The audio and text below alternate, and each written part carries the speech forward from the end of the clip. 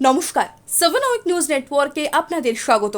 হুঁশিয়ারি ছিলই, আর সে মতোই অবস্থান বিক্ষোভে সামিল হলেন উত্তর দমদম পৌরসভার অস্থায়ী কর্মীরা।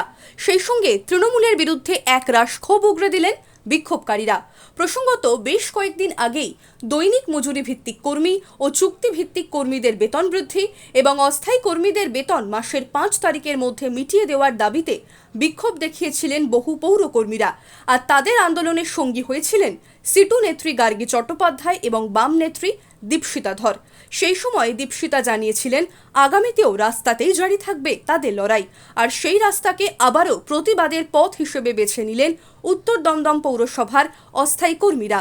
এবার তাদের দাবি বেতন বৃদ্ধি, সমকাজে সমবেতন এবং মাসের 5 তারিখের মধ্যে পূর্ণ বেতন প্রদান। সেই সঙ্গে অস্থায়ী কর্মীদের স্থায়ীকরণের দাবিও তোলা হয়েছে এদিনের বিক্ষোভ কর্মসূচি থেকে। দেখুন সেই অবস্থান বিক্ষোভের ছবিটা। আমাদের এই বিক্ষোভ কর্মসূচি চলবে যতক্ষণ পর্যন্ত পৌরপ্রধান উপস্থিত না হচ্ছেন এবং আমাদের সাথে আমাদের যে দাবি তা মানছেন, ততক্ষণ আমাদের এই কর্মসূচি চলবে।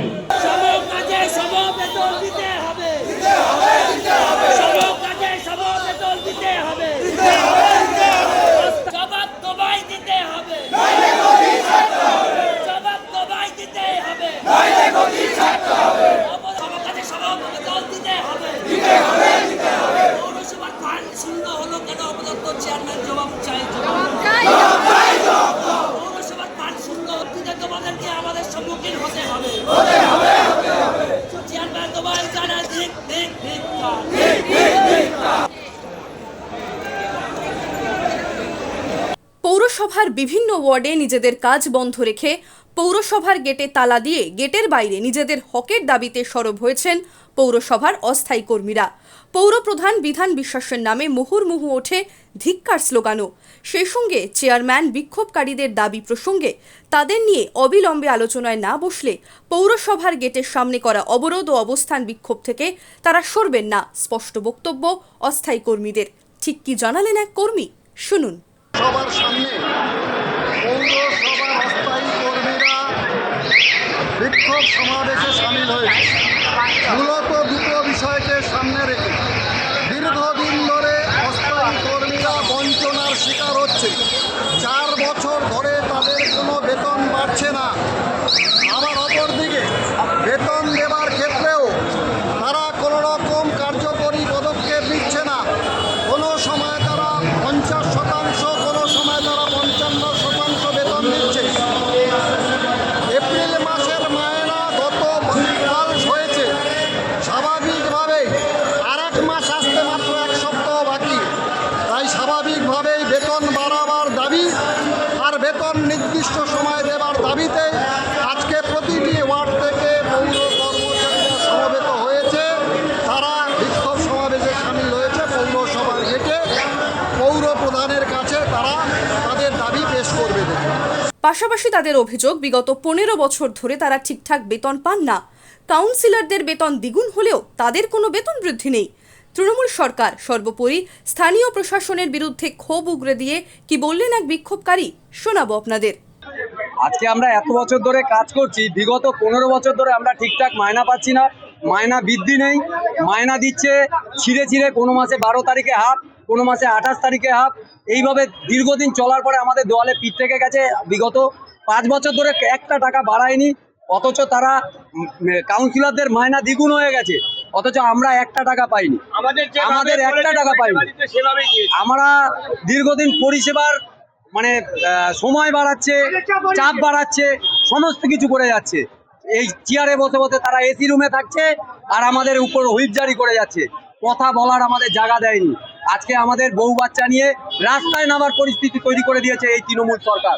বিগত 15 বছর ধরে এই আমাদের যে পিএফের যে টাকাটা কাটে, সেই টাকাটাও এরা ঠিক মতন পেমেন্ট করেনি।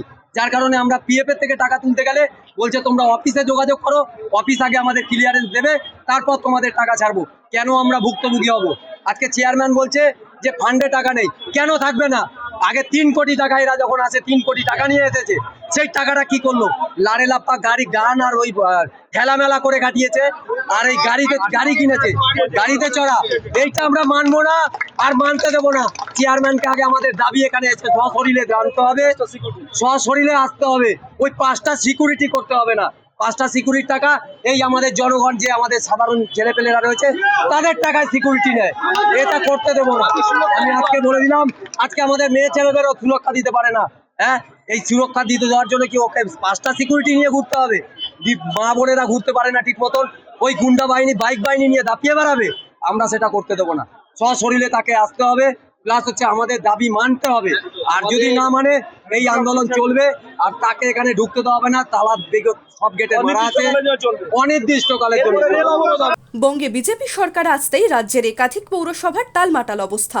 মমতা বন্দ্যোপাধ্যায় সরকারের বিরুদ্ধে একাধিক অভিযোগ আনছেন পৌরকর্মীরা। আর এদিন সেই প্রতিবাদের আঁচ পড়ল উত্তর দমদম পৌরসভাতেও। জরুরি পরিষেবা ছাড়া বন্ধ অন্যান্য পৌর পরিষেবা। কবে কাটবে অচলাবস্থা? উত্তর দেবে সময়। শ্যামল পাল এবং রাজাদের রিপোর্ট, 7 ওয়েক নিউজ নেটওয়ার্ক। আরও বিভিন্ন খবরের আপডেট জানতে হলে 7 ওয়েক নিউজ চ্যানেলটিকে সাবস্ক্রাইব করতে ভুলবেন না, কারণ আপনাদের একটা সাবস্ক্রিপশন আমাদের জন্য অত্যন্ত মূল্যবান। এবং সেই সঙ্গে আমাদের হোয়াটসঅ্যাপ চ্যানেলটি ফলো করতে এবং আমাদের ওয়েবসাইটটিকে ভিজিট করতে একেবারে ভুলবেন না কিন্তু। জয় Hind.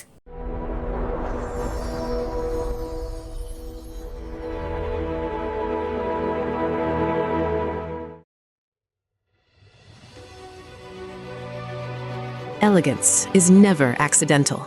It is chosen, curated, defined by intention. In a world of excess, true luxury whispers. It does not compete. It does not demand attention. It commands it.